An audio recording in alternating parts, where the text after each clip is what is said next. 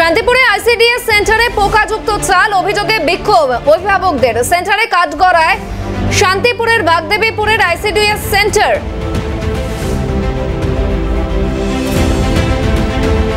শান্তিপুরে আইসিডিএস সেন্টারে পোকাযুক্ত চাল, কাঠগড়ায় শান্তিপুরের বাগদেবীপুরের আইসিডিএস সেন্টার।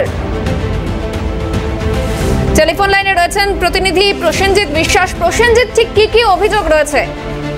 দেখো, নদিয়া শান্তিপুর ব্লকের বাগদেবীপুর ৭৭ নম্বর যে আইসিডিএস সেন্টার রয়েছে, সেই সেন্টারে কার্যত নিম্নমানের চাল বা পোকা ধরা চাল দিয়ে খিচুড়ি রান্নার অভিযোগ। আর এই অভিযোগ দীর্ঘদিনের এবং এরপরেই আজকের যারা অভিভাবক রয়েছেন এলাকার তারা গিয়ে বিক্ষোভ দেখান এবং লিখিত অভিযোগও দায়ের করা হয়েছে বলেই এমন সূত্রের খবর।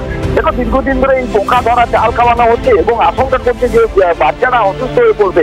অর্থাৎ ওই পাশে কিন্তু আরো দুটি সেন্টার রয়েছে, সেখানে কিন্তু ভালো মানের চাল দেওয়া হচ্ছে, তাহলে এখানে কেন পোকা চাল দেওয়া হচ্ছে? এবং যেটা অভিভাবকরা অভিযোগ করছে যে ভালো চাল বিক্রি করে পোকা চাল এখানে আনা হচ্ছে এবং সেই চালের খিচুড়ি রান্না করা হচ্ছে। এছাড়াও যে ওই অঙ্গনারী সেন্টারে যিনি দিদিমণি রয়েছেন বা শিক্ষিকা রয়েছেন তার বিরুদ্ধে অভিযোগ যে বাড়িতে চাল রেখে এবং বাড়িতেই রান্না করে সেই খাবার নিয়ে আসা হচ্ছে অঙ্গনারী সেন্টারে।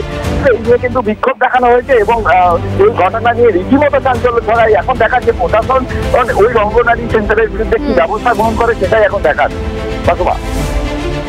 ধন্যবাদ প্রসেনজিৎ। টেলিফোন লাইনে ছিলেন প্রতিনিধি প্রসেনজিৎ বিশ্বাস।